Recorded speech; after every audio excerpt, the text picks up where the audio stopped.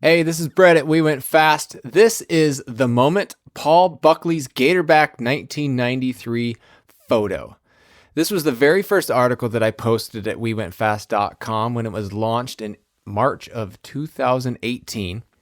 I urge you to go look at the photo after you're done listening to this or before so you can get the full scope of what I'm writing about. I love writing about photos that capture a much bigger and wider picture than just what's being told in the image.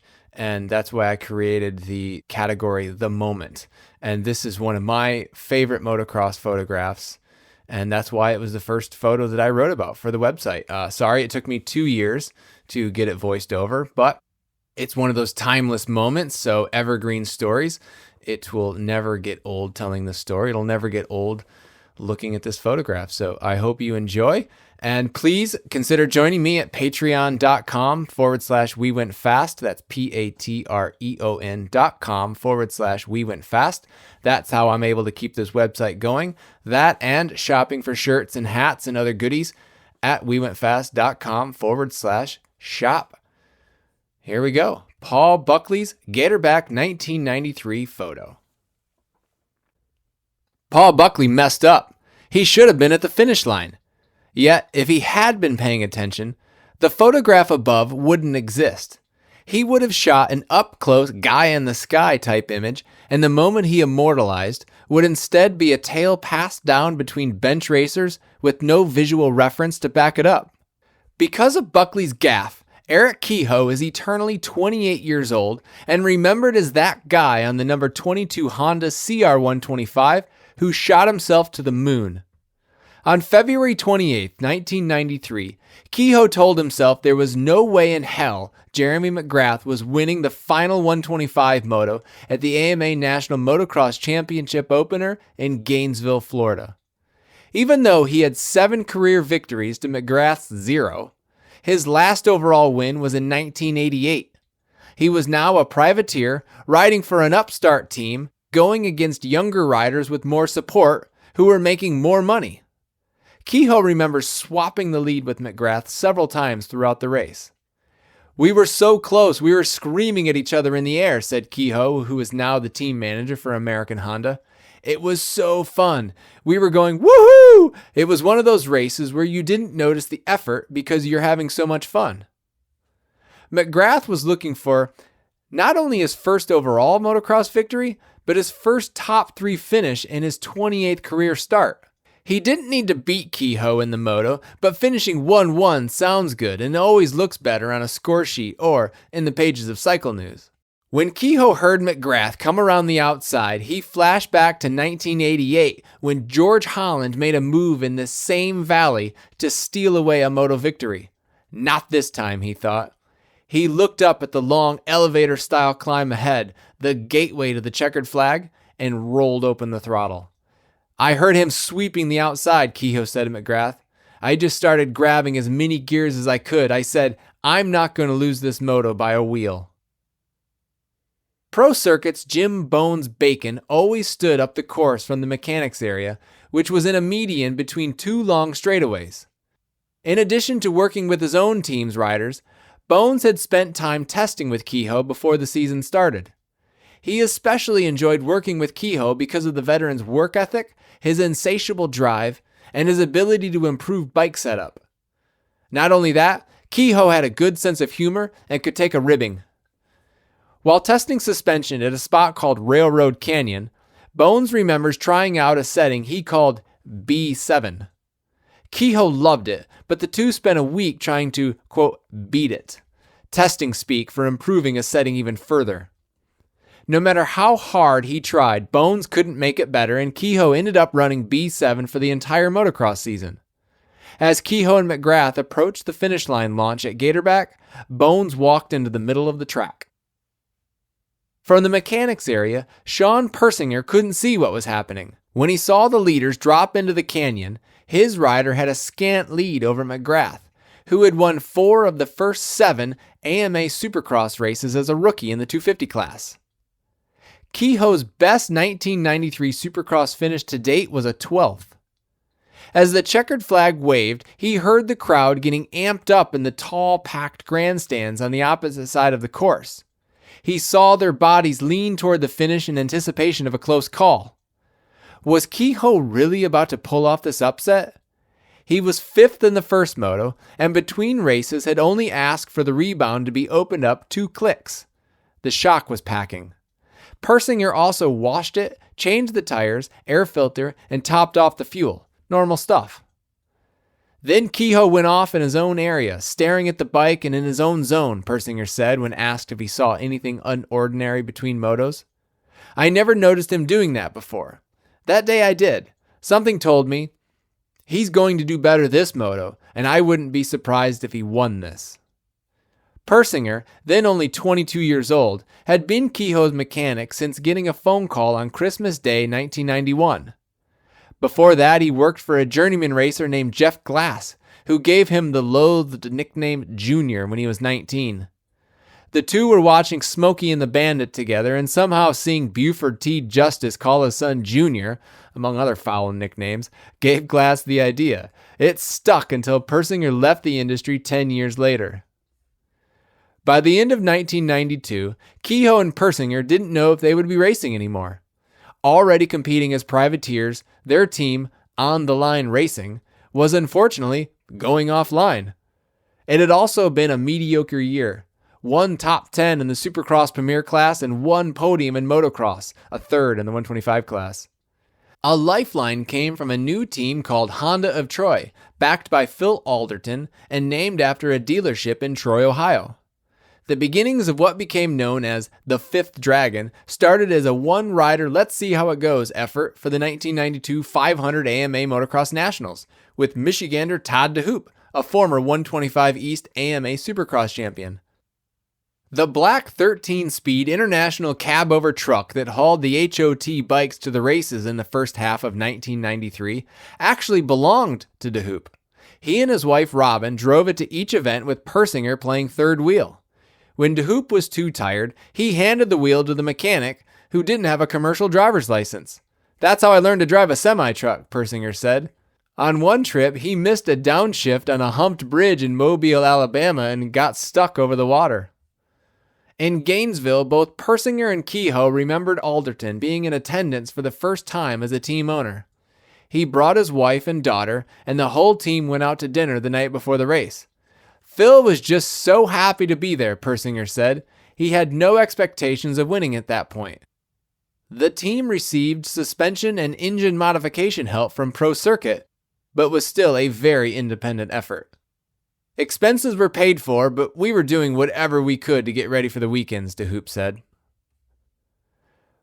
Paul Buckley was 590 feet away from the finish line with a quarry full of water between. He had lost track of how far along the race was when he saw the official holding onto the black and white checkered flag. He climbed a small embankment and focused his 300mm Canon lens on the finish line. He was in photojournalist salvage mode and he was going to take what he could get. When the leaders entered his viewfinder, he snapped 3 shots. In the moment, he was more miffed about how he could have spaced on walking to the finish line. He got caught up in the race between Kehoe and McGrath. It was a really killer moto between those two, Buckley said. You could almost feel it was Kehoe's last grasp at a moment of glory. He didn't realize he had taken an image that would proudly hang on the walls of both Pro Circuit and American Honda 25 years later. When Buckley dropped his camera away from his face, Fran Kuhn, the renowned photographer and editor of a new, high-quality and oversized magazine called Inside Motocross, was standing to his left. Kuhn took his own shots of the finish line, but didn't have time to get properly focused. Buckley was shooting on Fujichrome 100, a professional-grade color film that yielded rich saturation. It really reproduced the neon colors of the 80s and 90s gear and bikes much better than the Kodak stuff did, Buckley said. To get that look, he spent $250 per race on processing. That's $435 in 2018. Since Buckley was staying in Florida for the Daytona Supercross the following weekend, Kuhn offered to take the film back to California for processing. He was gathering material for the second issue of his new quarterly publication. Buckley, a lifelong Massachusetts native, was happy to be spared the task and the expense. When Kuhn returned to Pasadena, he examined the slides and shook his head in pleasant disbelief. "There's Paul with his Coke bottle glasses, and he's outdoing me again," Kuhn remembered telling himself. To be able to nail that shot, which was a split-second decision of being able to grab the barrel, bring the camera up to his face, and focus, it's a lot harder than you would think. He may have miscalculated that it was the last lap, but he still had the instinct to pull the camera up at the right moment. Kuhn called Buckley a week later to tell him about a photo from Gatorback that he wanted to use as a 2-page spread. "What photo?" Buckley asked incredulously. He didn't recall taking any photos worthy of that much glossy real estate. "The Kehoe McGrath finish," Kuhn said. "What? I thought I totally missed that shot."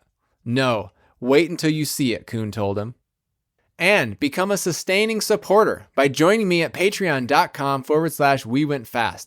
Patrons of We Went Fast get exclusive content such as access to my private Vimeo page where I post videos from my historical motocross archives.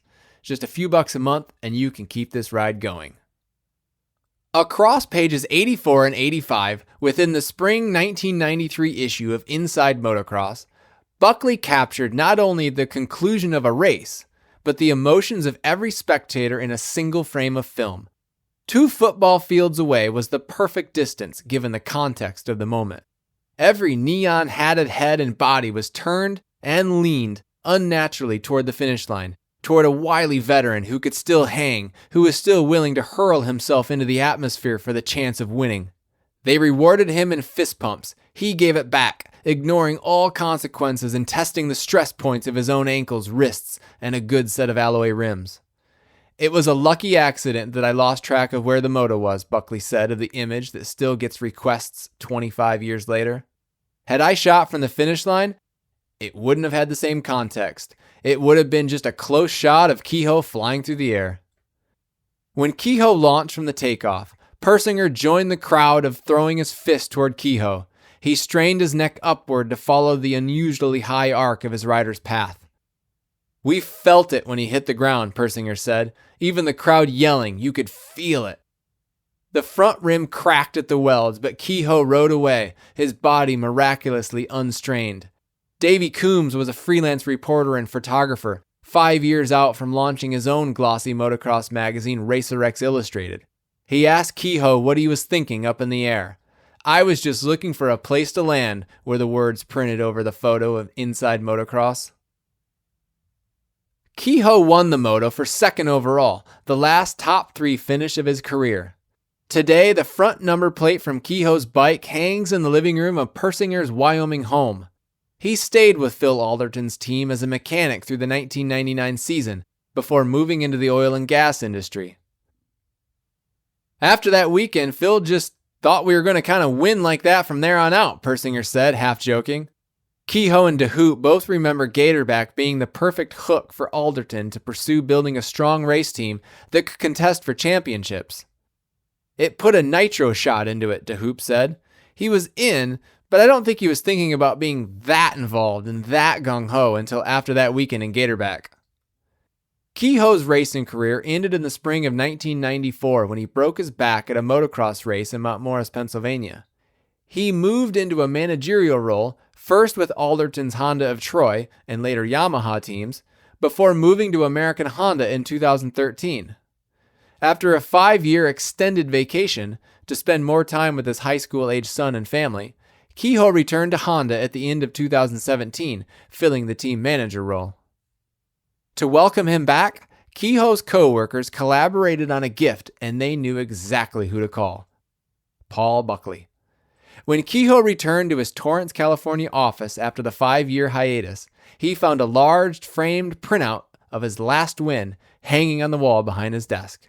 Buckley's innocent error from the 1993 Gatorback National holds a parallel with what Kehoe had at that moment in time. They both worked with the tools they had on hand. For Buckley, it was a long lens but a seemingly impossible distance. For Kehoe, it was a solid motorcycle but one that lacked the choicest parts, such as a factory transmission, ignition, and suspension. Kehoe twisted a wrist. Buckley depressed a button. The result is an impossibly cool moment that continues to drop jaws.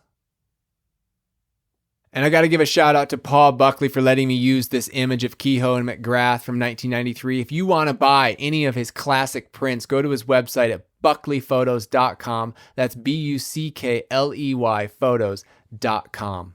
And if you want to help keep We Went Fast going, please go to wewentfast.com/shop. Get a t-shirt, get a book, get a keychain, get a hat.